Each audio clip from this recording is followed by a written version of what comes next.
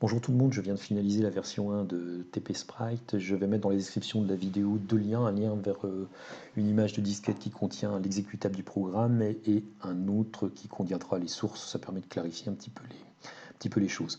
Donc TP Sprite, c'est un logiciel qui permet de gérer les sprites hardware sur un Amstrad CPC+.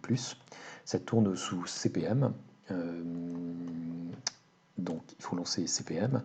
Vous voyez ici en bas que je suis à vitesse accélérée, 350%, mais je viens de tester sur mon Amstrad CPC Plus réel, ça fonctionne très bien, évidemment un petit peu plus lentement. Pour le lancer, j'ai deux façons de faire, soit je tape TP Sprite sans paramètre, auquel cas il va m'ouvrir le fichier default, et en plus de ça, avant de l'ouvrir, il va m'ouvrir un petit fichier d'aide qui me rappelle les commandes que je peux utiliser.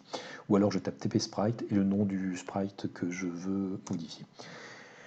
Si je le lance, vous voyez là, il m'affiche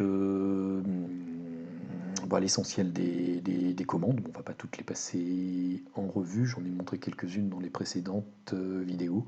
Là, on est en mode 1 de l'Amstrad CPC avec une police proportionnelle vectorielle qui est très compacte et qui est très lisible, qui est même, je trouve, plus lisible que la police intégrée du CPC. Et ça permet d'avoir un mode quasi, même plus parfois, ça dépend, un mode équivalent, on va dire 80 colonnes, en mode 1, qui normalement est limité à 40 colonnes. Donc ici, j'ouvre mon fichier sprite par défaut. Donc par défaut, j'ai mis celui-là, pourquoi pas. Comme on l'a vu précédemment, on peut utiliser la souris. J'ai largement amélioré les fonctionnalités de la souris. J'ai plus de problème de double-clic, ça marche toujours très bien. C'est beaucoup plus réactif. On va le mettre par exemple en grand comme ça. Je veux changer la couleur ici marron, je double-clique, enfin marron-violet. Je veux la mettre justement par exemple plus grise. Bon, bah, il suffit que je fasse ça. Ou je peux utiliser comme d'habitude les touches du clavier et contrôle flèche pour aller dans une autre option du menu. Donc on a possibilité de gérer des animations. On l'a vu la dernière fois. Les nouveautés qu'il y a essentiellement, c'est la gestion des symétries. Donc avec les touches Shift 4, Shift 8, en fait, j'utilise à la fois les flèches et le pavé numérique dans une logique, on va dire, de flèches. Shift 4 permet une inversion droite-gauche de mon sprite. C'est intéressant si je veux le faire se déplacer de droite à gauche ou de gauche à droite.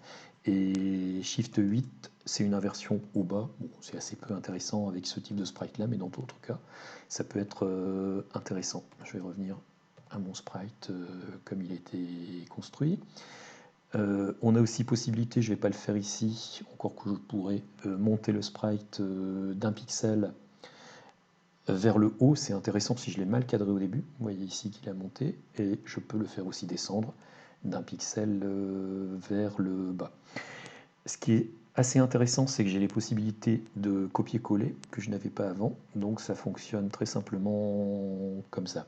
Je suis dans mon sprite, je sélectionne la zone qui m'intéresse, je positionne le curseur par exemple ici, j'appuie sur la touche entrée, vous voyez qu'il m'a mis un petit marqueur là, je sélectionne la zone rectangulaire qui m'intéresse, imaginons que je veuille récupérer le visage et le chapeau, contrôle copie me fait une copie. Alors vous voyez, on l'a vu très vite, mais il y a un petit curseur là qui clignote. Je me positionne à l'endroit où je veux coller, je fais Shift copie, ça va coller. Par contre, ce qui est intéressant, c'est que je peux coller tout ça sur une autre image du sprite. Ici, voilà, je sors de ça, je ne vais pas le quitter. Ici, on voit qu'on a une seule animation, enfin, il n'y a pas d'animation, en fait, il y a un seul sprite dans mon sprite animé. Je vais lui dire que je veux deux images dans mon sprite. Je vais recopier l'image précédente. Oui, je vais aller dans l'image 2, qui est l'équivalent de l'image 1. Et vous allez voir que ce que j'ai copié avant, je peux le récupérer ici. Bon, là, c'est pas très intéressant, mais je peux le récupérer où je veux, hein, ici aussi. Donc, je peux faire dans les grands sprites, c'est assez intéressant. Bah écoutez, voilà les modifications essentielles par rapport à la version précédente. Il me semble qu'il y en a d'autres que j'ai oubliées, mais vous les verrez dans le fichier d'aide. Voilà, n'hésitez pas à faire vos remarques et si vous l'utilisez, à me dire ce qui fonctionne et si vous voulez des améliorations, c'est vraiment très facile, il faut télécharger la disquette. Alors l'idéal sur les Amstrad CPC, CPC+, c'est d'avoir un lecteur Gotek, ce que j'ai pris moi, ça coûte 15-20 euros, je ne sais plus, ça coûte vraiment pas cher. Et ça permet de faire reconnaître par votre Amstrad CPC une disquette qui est en fait une clé USB. Donc le fichier .dsk que je mets en lien, par exemple là, vous le copiez sur votre clé USB, vous mettez la clé USB dans votre lecteur Gotek et tout se passe comme si sur votre vrai CPC plus vous aviez une disquette 3 pouces avec le programme que je viens de vous montrer. Alors si on sort de tout ça, on peut sauvegarder. Ah oui, j'ai oublié de vous montrer quelque chose aussi, c'est qu'on peut sauvegarder en cours de route. Bon là je ne l'ai pas fait, mais ça peut être intéressant. Je ne vais pas le sauvegarder parce que là j'ai fait un petit peu n'importe quoi. Je sors du programme, vous voyez qu'il reste 18 kilooctets pour faire des extensions, faire d'autres choses. Donc il y a de quoi faire. Voilà, je vous souhaite un bon week-end et prenez soin de vous.